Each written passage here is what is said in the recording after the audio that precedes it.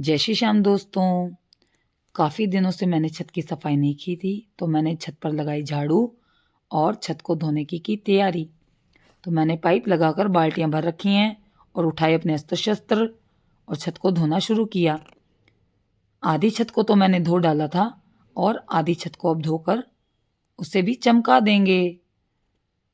छत पर पानी बिखेर बिखेर कर मैंने पूरी छत को ही गीला कर डाला, क्योंकि दोस्तों कल है बासुड़ा का दिन, शीतला माता का दिन। तो मैंने तो पूरी छत पर ही पानी बिखेर कर पूरी छत को ही शीतल कर डाला और पूरी छत को ही धो डाला।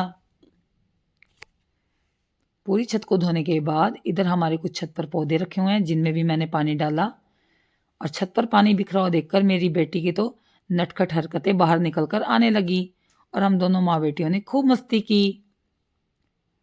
पौधों में पानी डालने के बाद उन पर थोड़ा थोड़ा छिड़काव किया और अपने मीठे नीम को मैंने खूब नहलाया।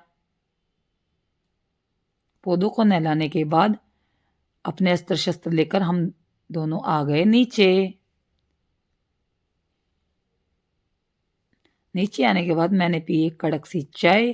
तो दोस्तों मैं तो चाय बाटी में पीना बहुत पसंद करती हूँ। आप किस में पीना पसंद करते हैं प्लीज़ कमेंट बॉक्स में कमेंट करके बताइए। और भुजिया के साथ, जो मुझे बहुत पसंद है। चाय पीने के बाद मेरी थकावट दूर हो गई। उसके बाद मैंने गुड़ उबलना रखा, क्योंकि मुझे बनाना था प्रसाद। तो मैंने गुड़ में चम्मच मारकर देखा कि पूरा गुड़ ही मेल्ट हो गया। उसके बाद मैंने बनाए मीठे चावल। उसके बाद बचे हुए पानी से मैंने आटे में मोहन डालकर मीठा आटा गूंदा। थोड़ा थोड़ा पानी डालकर अच्छे से आटा गूंदा, और आटा गूंदने के बाद मैंने बनाई मीठी रोटियां। तो रोटियों की दोनों तरफ अच्छे से घी लगाकर बढ़िया से मैंने रोटियां सेकी और रोटियों को एक प्लेट में फैलाकर रख दिया, जिससे उनमें पसीना ना आए और वो चिपचिपी ना हो।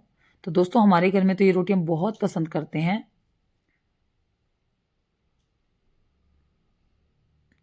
आज था बारसोड़ा का दिन। सुबह उठकर ईश्वर को प्रणाम किया, ईश्वर का ध्यान किया और एक गिलास पानी पिया। तो दोस्तों हम तो रात को इस तांबे के जग में पानी भर के रख देते हैं और इसी से पानी पीते हैं, क्योंकि ये पानी स्वास्थ्य के लिए लाभकारी होता है। पानी पीने के बाद मुझे याद आया कि मुझे पूजा के लिए जाना है। तो पानी पीने के बाद मैं गई नहाने के लिए। नहा धोकर मैं हो गई तैयार। ये है मेरा मंदिर जाने का लुक। पूजा के लिए मैं थी एकदम तैयार।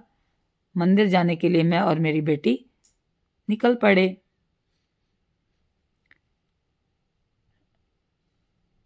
रास्ते में से इसकी नानी का घर आता है, जहाँ से हमने इसकी नानी और मेरी भांजी किट्टू को लिया।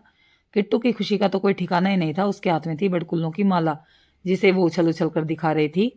मंदिर पहुंचने के बाद हमने देखी एक लंबी लाइन, जिसमें हम लगे और हमारे पीछे भी बहुत सारे लोग लाइन में लग चुके थे। 1.5 घंटे के बाद हमने किया मंदिर में प्रवेश और लाइन में लगे लगे हमने किए भोले बाबा के दर्शन। और कुछ ही देर बाद हम पहुंच गए माता के पास, जहां हमने माता को प्रसाद चढ़ाकर और तिलक लगाकर माता की पूजा अर्चना शुरू की। इसी तरह से हमने माता की सभी बहनों को प्रसाद चढ़ाया और मीठे चावल और रोटी का प्रसाद का भोग लगाया और तिलक लगाया और पूजा अर्चना की, और उसके बाद ठंडी जलधारा माता को अर्पित की। और उसके बाद हमने परिक्रमा शुरू की। उसके बाद पूजा करने के बाद हम घर पर आए और मुख्य द्वार के दोनों तरफ तिलक लगाने के बाद ठंडी जलधारा अर्पित करने के बाद घर में प्रवेश किया। तो दोस्तों हम तो इस तरह बासुड़ा का पूजन करते हैं। आप किस प्रकार करते हो कमेंट बॉक्स में कमेंट करके बताइए। तो मिलते हैं नए व्लॉग के साथ। जय श्री श्याम दोस्तों।